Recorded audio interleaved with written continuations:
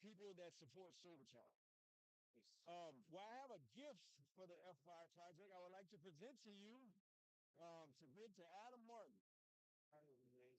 I have the custom, all handmade, even the metal is handmade.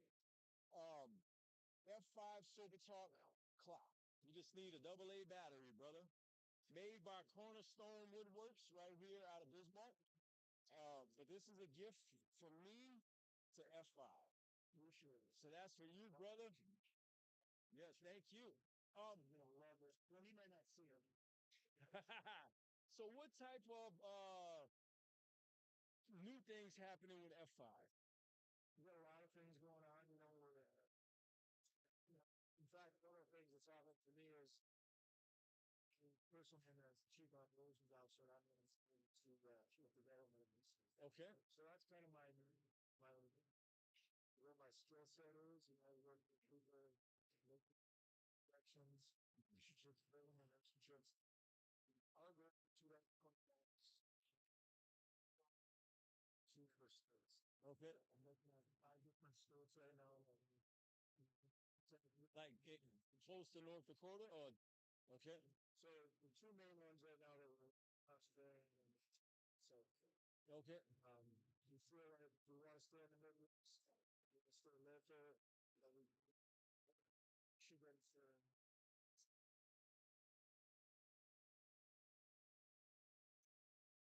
Okay.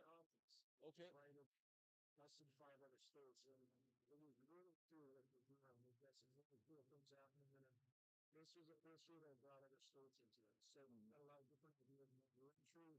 What can help people? One of the big things Michigan is we also have peer supports, the third life coaches inside the promotion.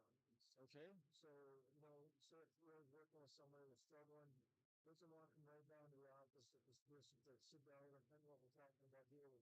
We've having that person or their reverence out to them, and then first lady talking about having those people that have that big experience. That's as close as dealing with people that have different kind of situations. They maybe don't have that work experience. If someone's struggling, and a lot of times, as when people are in crisis, you have a really small window of work that can figure out they really want to change their lives. Right. But if you don't take that action in that time frame, they go back to their deep. To what they made. Right. We've done it. Yeah. I'm in his brother and really do it. Congratulations, brother. Yeah, I'll be 7 years in February. So no drugs, no alcohol, no cigarettes. Yeah. Mine was alcohol, but Adam will tell you that he's got 3 months more than me. He's got 3 months else to be good. Were you in the military? I remember I was a couple of years. Okay. Should have gone first. Well, thank you for your service. In Fargo? I've been in minor medical plan. Okay. I've been all through. I was a probation officer during the last 10 years. Okay. That was there in Florida. Stress out this. States to the okay. So, yep, I'm a veteran myself. Thank you for your service. Yes, sir. And there's a lot of veterans out there. Those homeless people you see on drugs and stuff. Some of them, a lot of them are veterans, and people just don't know it. Right. You know what I mean? So another thing that we should focus.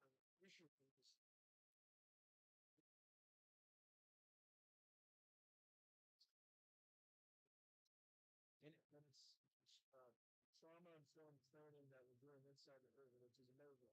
Two of the guys that were working as the director and two of the coordinators were people that were similar and incarcerated in that facility. Yeah. We're employed by providing that training and so through that process, we connected the Central Foundation out of Alaska. They also have a program that's called Service Outlet. Okay. And I fell in love with it after we had the July 13th shooting a year or so ago in Florida. So I was really confused. I remember that. It really took a heavy toll on me. I knew there was something I needed to do. My heart was telling me, they have a program that's called First Responder. Okay. And I ended up was able to do one of the very program. Bring 5 other former police officers, first responders, and do that training and do it. All this and run that back to the things.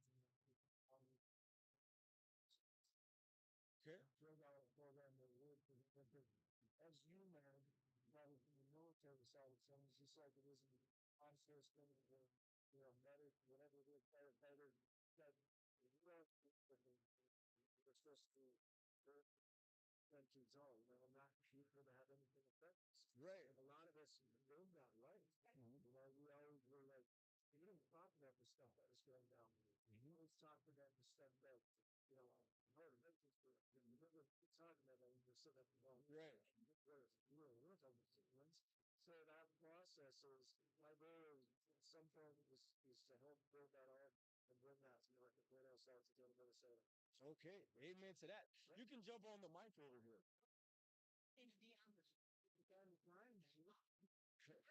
Yes, I wanted to bring this to the table. So we got all the heavy hitters from the F5 project. I know who really runs F5 now. Well, I did just present a clock to the F5 project. This means the AA battery. It's all handmade. Even the metal and the wood is lasered and all handmade. From yep.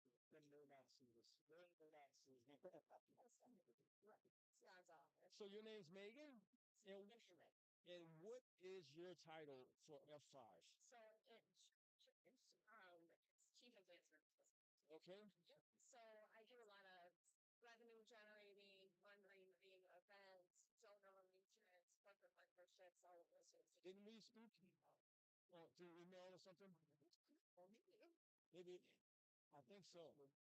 SOBERTALK. Might have been no trade. The brand for the sponsorship? Yep. Right. I think that might have been. And then another one, Kathleen? Yep. Okay. Okay. When I was telling you about it at the James River Bread Conference. Okay. And also Curtis was telling me about it. Yeah. Yep.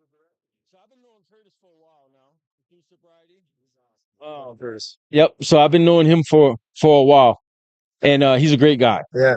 So did he tell you the funny story? What? So when Curtis, like I said, Curtis actually served time at James River. So he went through the CO training, got that all done. They gave him keys and a radio.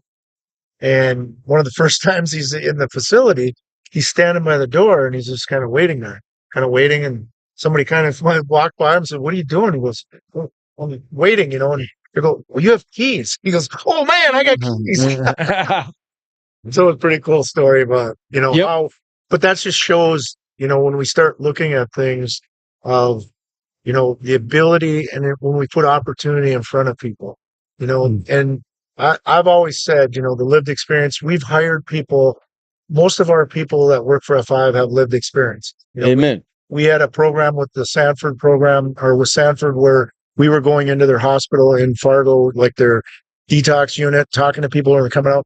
We've actually hired 3 people that are on our payroll that we were the ones that were standing by their bed when they first were going through the things they were going through. And I said, there isn't really anything more powerful than having a person sit in the seat, where they're talking to the person that's struggling. Amen. To say, "Hey man, I was in your spot, man. I was there. Yep. I know what you're going through." And there's, you as somebody in recovery, when I'm connecting with somebody, there's a different connection than what we call normies, that can live a normal life or whatever normal is. It's Right. the only thing I've ever heard normal is the setting on the washing machine. Right. What is normal? Yep. But really the reality is just having that ability to connect. Amen. To understand that dark place that we, as somebody that's been in an active addiction, that when we get there, somebody else can understand that. Amen to that. So it's pretty cool. Yep. So I go to, in the business world and stuff, I go to dinners and, you have people that still drink their normies and they drink their wine and eat their steak. And it's the same thing they say every time. It could be someone that don't even know each other. They get real low and they pull me to the side. Does this bother you? Oh, and I'm like, nah, I'm past that point. You know what I mean? And then they say, so what? You really can't drink? This is usually after their second glass. Yes, right. And I said, have you ever woke up and you don't know where you're at? Have you ever woke up, don't know where your car keys at? Ever woke up, your wallet's missing, your pants are missing? You know what I mean? Yeah. And they said, that's what happens to you when you drink? No, that's what's going to happen to you when I drink. Yeah, exactly. I always say, people say, oh, that's right, you can't drink. And I said, oh, no, I can drink. I'll drink you under the table. I choose not to drink today. Right. For everybody's better. Right.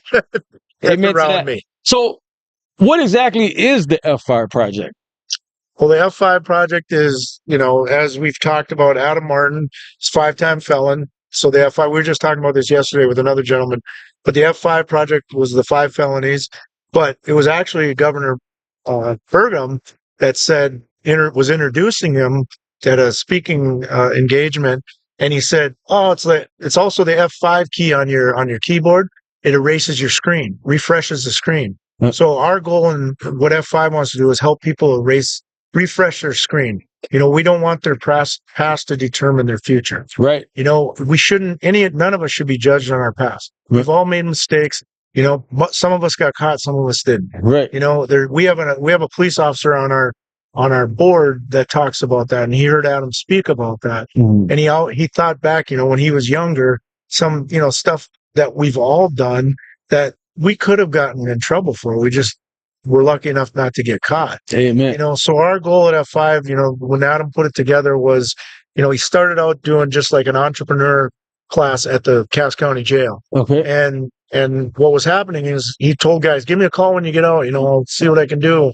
And he was starting to put people on his couch. Mm-hmm. And then the other thing that he talks a lot about is he started seeing his friends either going to jail or dying because of the addiction, the overdoses, all the things that were going on. And he just had something heavy on his heart to do something different. So he quit his pretty good job with a high-tech company and started a nonprofit. Mm-hmm. And that nonprofit started out with, he didn't have a clue what he was doing. Mm-hmm. I don't know if he still does today, but, he surrounded himself with pretty good people. We all have. Right. He does know what he's doing. Just kidding, Adam. Yeah. But it's one of those things where, it just started out with an idea. And I'll tell you this, working with Adam for the last 7 years, I'm one of the first 4 employees that work there. And it's been a long run. We've been some really good ups and some really low downs, where we didn't know if we were going to make payroll, if we were going to make this. But he's a visionary. Right. So, we're the implementers, Mm-hmm. and that's why I think why we've grown. We went from, when I started with him, I was a 4th employee.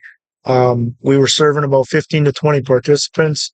And today we have over 50 employees, and we're in all 8 major cities in North Dakota, and we serve over 500 participants statewide. Amen. So we've grown, but I think because of his visionary and the people that we've surrounded ourselves with, the employees, we've got Gina here, who's one of our care coordinators, lives in Beulah, but works out of Bismarck. She has an amazing story that needs to be told someday on your show, I believe, because she's been through a lot. And when I was the one that called her to offer her the job, and it was at a very difficult time in her life, and but I saw something in her.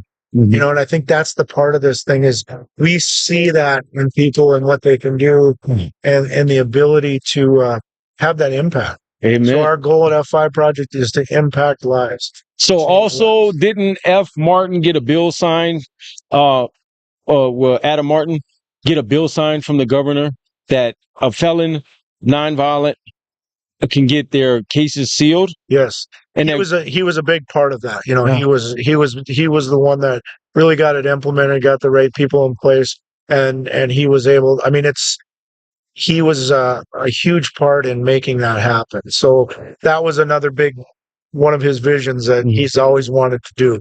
The other thing was mugshots. He was really pushing that, and understanding that we're putting mugshots out there of people before they've been convicted of things. Mm-hmm. And some of it I think we understand is there's safety for the community that's involved too. That when some of this is going on, so. But he did have something interesting that was told to him from one of the moms that called and said, that mugshot was the only way she knew her son was still alive. Mm-hmm. You know, so there's both sides sometimes to issues where we're starting to understand, you know, and I think that's where I think F5 has, we want to look at everything. You know, we want to look at it as the whole picture. How do we do this better?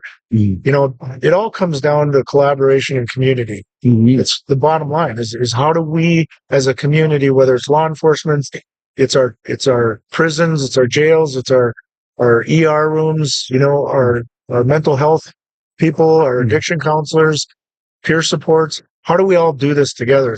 We can't do this alone. We have to do it as a community. And, you know, the best thing we can do is as a community is help build the people up so they can have their own jobs, have their own house, take care of their kids, you know, be buying things from the stores, from the merchants, those kind of things. When we start doing that, we start building our communities and they become safer because people feel like they're a part of something. Well, and we had a participant who came out of our Williston program who's now a firefighter. Okay. So, you know, it's those types of things where people are not only contributing to the community, but they're reversing some of the destruction that they may have caused. And now they are out there saving lives and making a difference in their community. So it's so important. How did you get involved with the F5 project? Good story. So I was actually in corporate world for 13 years. I ran my family's restaurant business for quite some time. In Fargo? Nope. I'm in Minot. And so we have Taco John's and Slim Chickens. But, you know, something was missing. And so I made the decision to leave corporate and go nonprofit. And my first choice was a bust. And so I wasn't working anywhere for a few months and I was trying to find the right nonprofit to go to next. And I found F5 Project online and I thought, I'm just going to send Adam an email. And I sent him the wildest email. And I'm sure he thought, this lady's crazy, just crazy enough to spark an interest. He showed it to me. I know. Yeah. And so then he reached out to me and then he and Scott came to Minot and it was like, yeah, this is great. And so I joined the team. It's been awesome. She did say no to Adam the first time. So. Oh, he's never going to let me live that down either. And then y'all have the F5 podcast radio show. Yep. So Pretty Ricky told me, so I'm coming to Fargo November 16th. And there's a church there, Revelant, Travis Lynn. Yep. I think it's in Moorhead. There's a church called Relevant Church. Okay. And they asked me to come speak my testimony there. So they're going to have us come that Saturday and speak 2 services on Sunday in the morning. Nice. And so it's looking like I may be staying till Monday and coming to the podcast that morning. Monday morning. Sure. And also the Sanford Hospital drug behavioral health drug SGD program. Yeah, the drug program that they have there. They want me to come and speak. The guy just came to me, and John? Yep. And so I'm going to be coming. That's awesome. I'll be there with you on the F5 radio. So it'll probably be November 18th. Yep. Awesome. I'm excited. That'll be super cool. I'm thinking it's going to all fall into place. Yeah. Awesome. Yep. I'm busy just like you guys. All right. I know, right? So I did have one F5 employee, Danny Wisco. Yep. She came to an event I had 2 weeks ago at the Farm MRCC prison. And I brung in two famous barbershops around here. And a beautician, and Danny Wisco came out of retirement with her clippers and her. Nice. Really? And we was able to cut 50 inmates' hair. Awesome. And while they was getting their haircuts, the other guys waiting got to listen to speakers. Wow, that's awesome. And so it was my first Sober Talk by itself event. Oh, nice. So I thank you guys for all you do for Sober Talk. And I really appreciate it.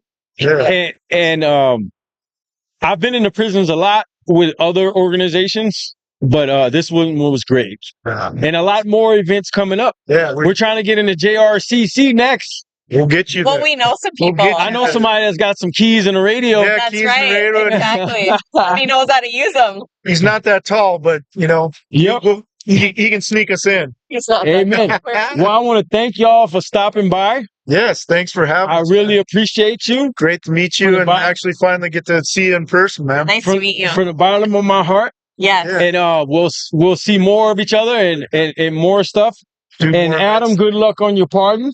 I'm pretty sure God's already got a plan for you. Yeah, God's got him. So And I hope y'all have a great rest of your day and enjoy the clock. thank Thank you. you. Appreciate their gift. That was amazing. Thank you. Amen. Thanks, man. Thanks, brother. Appreciate it. I want to get a picture with y'all. Cut. Yeah, I do have the Venmo. Yeah. What happened to the 1 second. I don't even know what time it is. see that? The radio. Oh. Scott, I ain't about that life. I'm about that life. Did you see I that? already swiped it. Swiped it. Swiping. Dora. That's how you go through. Well, now somebody You out there? No. You got a shadow? Talk to a Keisha. Oh, you found the show? Yeah, talk to Catherine, brought up Good for you. So, Kathy's here? Catherine. Oh. First lady. Yeah. Perfect. 90. I don't need me in this picture. Yeah, we need all in there. Take pictures. This the Bobby! Okay, this is too much. 25 years. Good stuff. It's sticking. Well, we think so. I'm thinking it's getting a little sick of me. Yeah, that's you and prize again. You get a date with Scott. Again, and that's That's right.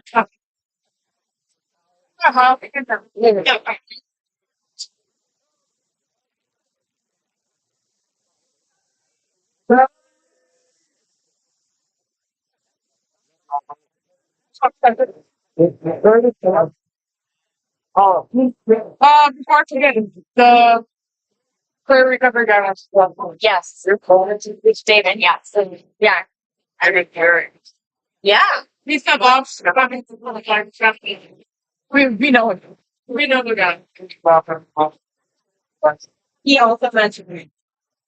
Didn't say for the prices, but he didn't say football, and I was like, it must be a big deal. Brother Bolt.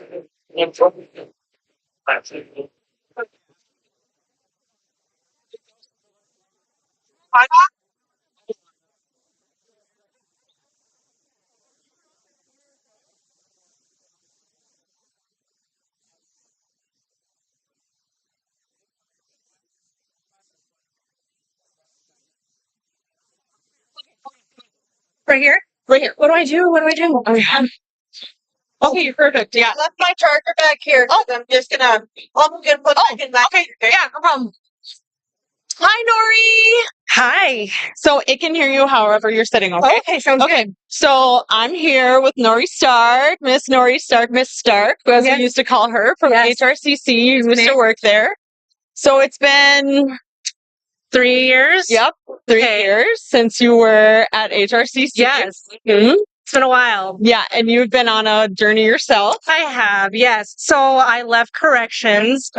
I stayed working for the state. I went to Bismarck State right after working at HRCC. I taught and I advised over there. I decided to leave. Why? Well, I felt like I wanted to work with the vulnerable population. That's where my heart is. Yeah. So I Because went. you loved it at HRCC. Yes, I did. I absolutely loved it there. Let me ask you real quick. Why didn't you stay there? Honestly, I love what I did. I love the work. The only thing that deterred me from staying was the hours. It's shift work. I'm a single mom of 2 girls. That's right. Yeah. That was tough on me and my girls. So I needed Because something you more were their sole structured. parent. Yeah. And I lived so close there, so it was like so convenient for me to hop on if I needed to cover for a little bit. But yeah, I missed it. I went to Bismarck State, worked there for 2 years, left because I wanted to work back with the population again. So I became the behavioral health manager at Ministry of the Margins. Whoa.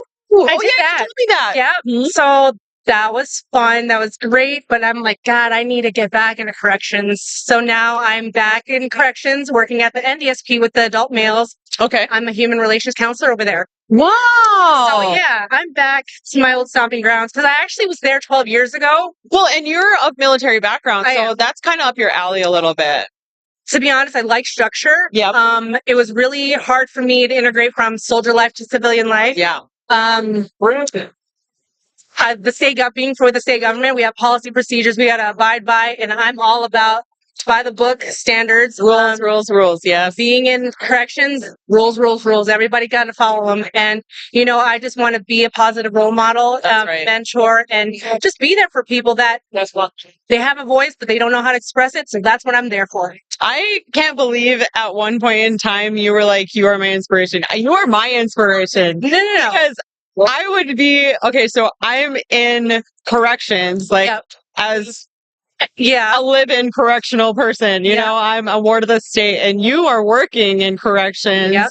And I had such a temper that I was every single day I had to get off work and work out nonstop just to keep myself sane. And I remember you walking by me and you were like, gosh, Teresa, you got this. I'm so and I was like, this woman is so positive. And then I see you out here. We were in New Orleans and his best friend was telling Brandon how he was on this weight loss journey and all this stuff. And I was like, you have to see my friend. And I pulled up because I remember posted those pictures of your side by side. Yes. And I never thought you were that I never looked at you like that. I thought you were so beautiful and you were like, girl, I never so looked big. like this. When I was in HRCC, when you were there, I was about 265 pounds and nobody ever saw that. And I'm telling you guys, I got to have this weight loss surgery. We're like, no. You guys did not believe me. And I'm like, I literally have a binge eating disorder and I have a problem. And that binge eating disorder derives from me being depressed and having the PTSD. And that was my coping mechanism because I was really heavy into drugs, prescribed drugs, using them not the right way, abusing them very much so, and drinking and all of that from the military, getting out of the military, because this is what happens. They train you for war. They don't teach you how to come back home. That's right. So the way that a lot of us vets cope, drinking and drugs and misuse and abuse of our own prescribed medications. Right. Yeah. And that's what happened with me. So you have suffered from addiction issues, not only with drugs and alcohol, but in a mental health form as well as everybody does, but more on an eating disorder level. Yep. So I stopped the drinking. So that's kind of a hard one. It's tough because it's I stopped the drinking, but I went to eating. And then I'm like, I need help. I tried all the weight loss diet stuff. Even my dietitian would tell me, and I'm like, we got to do the weight loss thing. And then, so I stopped. So I got on that weight loss journey, did the surgery. I went from... So you did do weight loss surgery? I did. Which one did you use? It's called SADI, which basically is gastric bypass and the gastric sleeve at the same time. Oh. So I lost... That's because the gastric sleeve at one point wasn't safe for people. It was literally breaking and hurting people. So now it's really... So you did do that. I didn't know. I thought you went pure 100. Girl, I needed help. So, Dr. Darren McField from Stanford Fargo. He's the only bariatric surgeon in this whole state of North Dakota that's certified to do the surgery. Yeah. I was the only one that I knew that had this procedure done. Everybody else I know has done all the other type of surgeries. Flat band. I did it. When I was cleared to work out, I was religiously working out, eating right. I lost 115 pounds in 10 months. But you did it right. Because you implemented how you're supposed to implement a workout routine, a healthy eating routine as well. And you did that consistently for how long? 2 years? Yeah, I'm still 2 years post-op. Yep. And I'm lose about 5 pounds here and there, but I'm still there.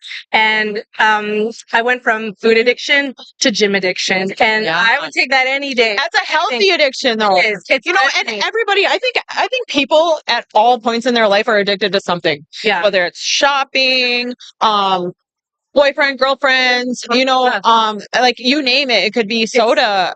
It could be. Thank you. Oh, thank you. Wow, look at that. Recovery Reinvented. These are the coins that they were talking about. These are beautiful. These are. And so that is amazing. There's a lot has changed in the last how many years, honestly, and for the best. I look back at it, it's almost 10 years ago, I wanted to take my life. Yeah. 2015. August 7th of 2015, I overdosed on my own prescribed. What were you taking? Benzos. Okay. A lot of it for... They were supposed to be for anxiety and stuff. Anxiety, and they're prescribed from my mental health doctor from Fargo. My excuse was I wanted to sleep and I just didn't want to wake up. So it's not an excuse. That's a real. Yeah, it was really hard on me because then I'm like, I woke up the next day in a hospital bed and I'm like, oh my God, I'm alive again. Like, so who I survived. found you? Huh? Who found you? Oh, somebody I was dating at the time. And that was a whole different story we can get into, but it's like I had purpose when I was in war. I survived all these things. I lived. I survived. But they told you what to do. Yeah. You were told what to do. So then I come home and I'm so depressed and struggling with PTSD and I overdose and I'm alive again. And I'm still alive. And it's How like, did you feel about that part? It's like, it's not my time to go. Okay. God, it inspired you. Me. It inspired you. Yes. Yeah. And I'm like, I have a little girl that needs me and I need to do better. And it's like, here I am. I managed to put myself through college. So in 7 years, I was managed to obtain 3 college degrees. 3, who does that? 3 college. While you were a single mother. As a single mother, working full time and part time. And I'm just like, when people say they can't do it, there's a will, there's a fucking way. Sorry. No, you're good. There's a way. And my purpose is my children. Like, they are my purpose. I need to show them, like, I can persevere over anything. Like, anything that comes my way, I can do it. And they are going to say, Mommy did it. I can do it too. That's right. It's so crazy to, like, think about how our life can just ebb and flow so much. At one point, like, you are on top of the world, and then at another point you're like, you never felt that at all. Like, you felt like you were buried by the world. Yep. And then you start to reflect more on that, and you see your kids and how your kids are shaping up. Like, I'm helping raise a child. Like, these children, they are so smart. They're a product of our influences, right? And it's like us giving that positivity. They're just growing and thriving, and they're going to do the same. They're going to keep going up in the world. Yeah. It's like, I want to, my kids, they're everything to me. And unfortunately, like, their fathers aren't, like, super present in their lives. Not my oldest one, but my little one. Her dad's here and there. But it's like, they know Mommy's always been there. That's right. I've always been here. And that's a really good place for them to be in, because you are the person that they look up to as a woman. Yes. And you're setting a really great example. I try, girl. They're your twins. Your little minis. They kind of are. So awesome. I'm so happy to see you two. You do nothing but thrive, and like, that girl's everywhere. I remember feeling like whenever we were even riding in the car together, you took me to one of my doctor's appointments, and I was just like, dude, this is I think I have one of our pictures. I'll have to find it. Yeah, saved. Yeah. It's like, I always we thought took a lot of pictures there. You were such a beautiful person, inside and out. Like, I'm like, this girl is hard. I felt so ugly at that time. No. I also not ugly like that. I mean, like, my insides just didn't match like what I knew I was capable of. I felt that you were holding back a lot, and you had so much trauma and shit. And then, do you remember what happened right before I left? Yeah. I remember. I dealt with that for a year and a half. It's tough. Well, so with that situation, it reopened a wound, right? Like, I had to compartmentalize the relationship with my son and his dad, for years. Yep. And it took me 2 years to do that. And at 2 years, I was like, my mentality shifted. It was my perspective. Yep. I was like, what am I doing? Like, why did I waste 8 years using and drinking over a relationship that I didn't have, when I wasted 8 years using and drinking over this relationship? Oh, we hoped. Yeah. And we didn't know how to do it any other way. Yeah. And then when my perspective changed, and I was like, I'm going to get that back. Why didn't I do this a long time ago? It was my perspective obviously stood in the way. Isn't that so great? Yeah. And then look what happened. Mm-hmm.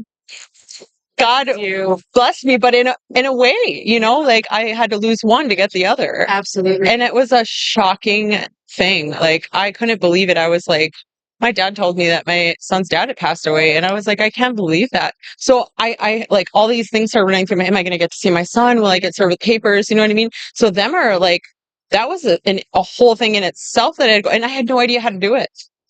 None of my family members ever went through that. Yeah. I was doing it on my own. You had to struggle with that on your own, and it's such a tough situation to be feeling alone. But you know what? Like, You gotta do it. You gotta stay strong because you're honestly, like, I feel like I'm the one that I can depend on myself. Like, I have to fix me, stay strong, the strongest woman I can ever be for myself, for my children, for anyone else. Because if nobody's gonna take care of me but me in the long run. You know what? Amber Lund, she was just on here from F5. She works for F5 now. She's from Turtle Mountain. She's a character. I love her. She just said on here, she was like, I had to learn that I could depend on somebody, and that somebody was me. Absolutely. Ah, so beautiful. You know, I like dealing with my divorce from my oldest my daughter's father. It's like I always felt like I had to be in a relationship. I always had. So we got divorced. I was in a 4-year relationship, broke up, got in another 4-year relationship. And then I was like, I need to just like be alone for a while. And I did it. And that's where you find your strengths. But yeah, I was single for 4 years and I did it. And you know, now I'm in a healthy relationship. Yeah, are you engaged? No. Oh, okay. I was like, don't tell me you're engaged and I missed it. There's a show that they're doing right now on stage with the dancers. Thank you for joining me. I love you. So good to see you. Thank you. We'll see you again. Okay? Yes, thank you. I run into you everywhere, so it's not like no. I'll send you the pictures. Okay, thank you. Love you too.